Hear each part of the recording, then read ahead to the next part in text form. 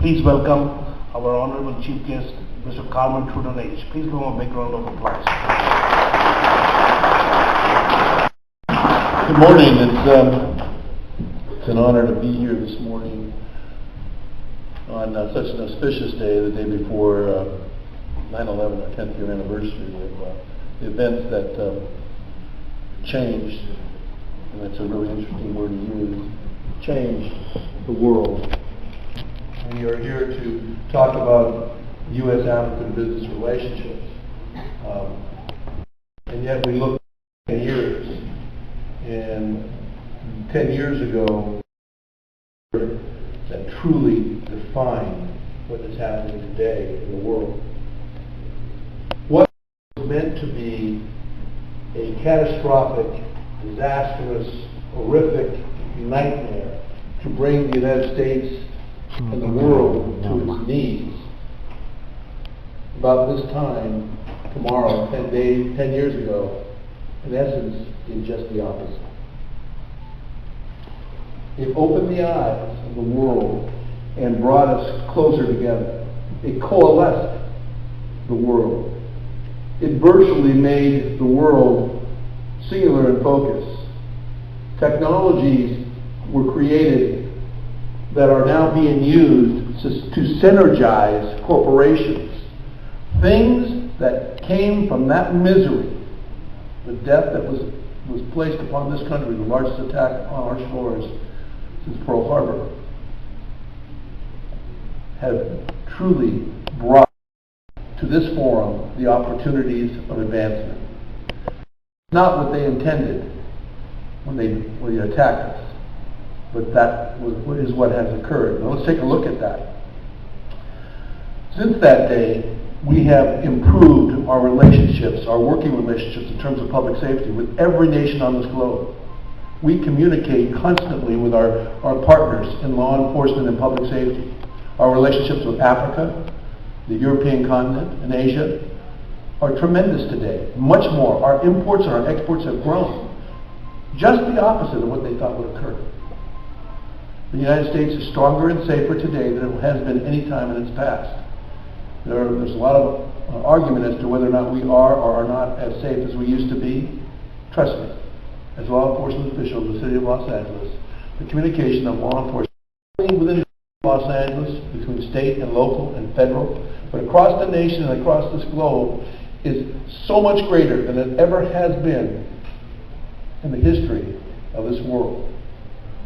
And so, as I stand here, that this terrible, horrific event has created in terms of communication and the technologies that have been developed as a result of it, the synergy of opportunity is tremendous. We are seeing Africa now explode as a commercial opportunity. Asia, 10 years ago, was opening its gates. And now Asia's gates are completely wide open, and they are an economic powerhouse. And now we turn towards another continent to become that, to fill that other. And it's amazing.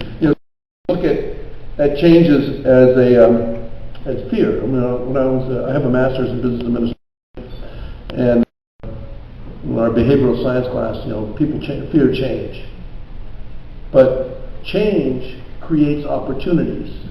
And those who poise themselves for opportunity are the ones that not only capitalize in terms of moving forward, but also succeed in terms of economics.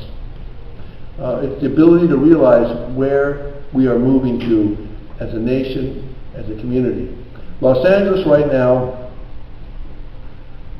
brings in 40% of all the exports that come from all over the world through Los Angeles, gateway of the Pacific. Now we look at that and we say, wow, that's a great number. But if we sat back and just held our breath and said, hey, we're not going to do anything, we're going to allow that 40% to continue, we will lose that 40%. And I'll tell you something, folks, we will lose it within the space of 10 years. Within the space of 10 years, the Panama Canal will be widened. Within the space of 10 years, a new port in Ensenada will be built. Within the space of 10 years, ports in San Francisco and Seattle will be able to compete with us. And so as a city, as a county, Los Angeles has to be smart, has to look forward and say, we are going to be facing competition. And it's our ability to look at these changes that are occurring, adapt to those changes, do not fear those changes, and make ourselves create the opportunities that are going to take place in Africa. We need to be smart in how we do this. 88% of what we export goes to the Asian African continents through Los Angeles. So we need to be aware of these things that are happening. You know, as an attorney for Los Angeles, you know, I see a lot of things. I represent the Port of LA, I represent the airport as a client. And I see the growth in both and the opportunities of both. I see what we do right, and I see what we do wrong. Sometimes it's frustrating in my job to look at that. But I can tell you this, that everyone that I have met along the way in this job, and I've been here about 3 years, 2.5 years, their heart is in the right spot. They want to see Los Angeles move forward. They want to see us continue to grow. They want to see us reach out. Just yesterday I had a meeting with Microsoft, trying to build new technologies into our judicial system and into our communication systems. The changes that are coming are amazing. We are oceans apart, but yet we are seconds apart in terms of virtual communication. The technologies that come forward in the next 10 years are going to make opportunities, and each of you in this room are poised to grasp that opportunity. I look forward to the next 10 years because I truly believe that as a people we will be safer in Los Angeles.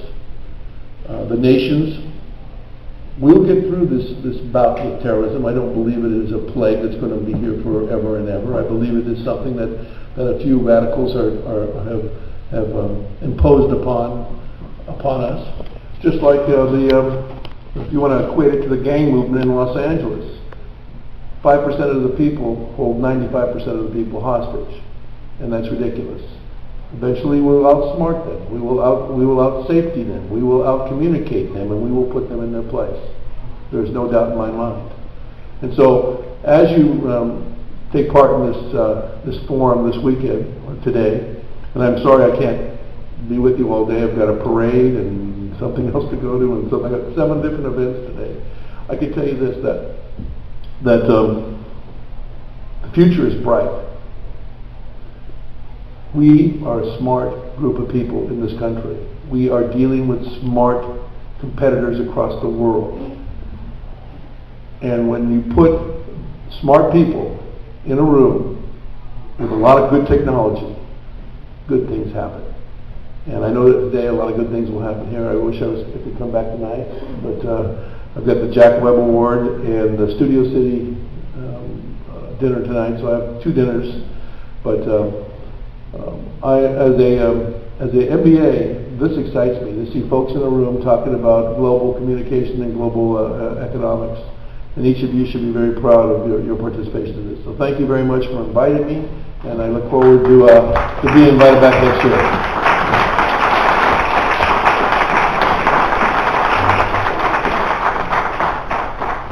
Carmen, you rightly said 5% of the people in the world hold 95% hostage. And we are all amongst the 95% of the people. But to discourage those 5% of the people, we do events like this to tell victory of democracy over terrorism. So ladies and gentlemen, if I can have the honor to have a 1-minute silence for all the victims of 9/11, since we are all going to be on the 10th anniversary tomorrow morning. Tonight, I'm sorry. So if we can all stand up, have a 1-minute silence for all the victims.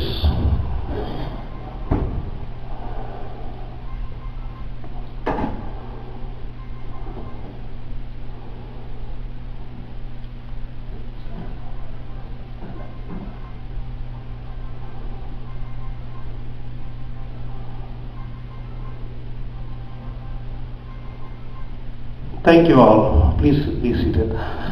Two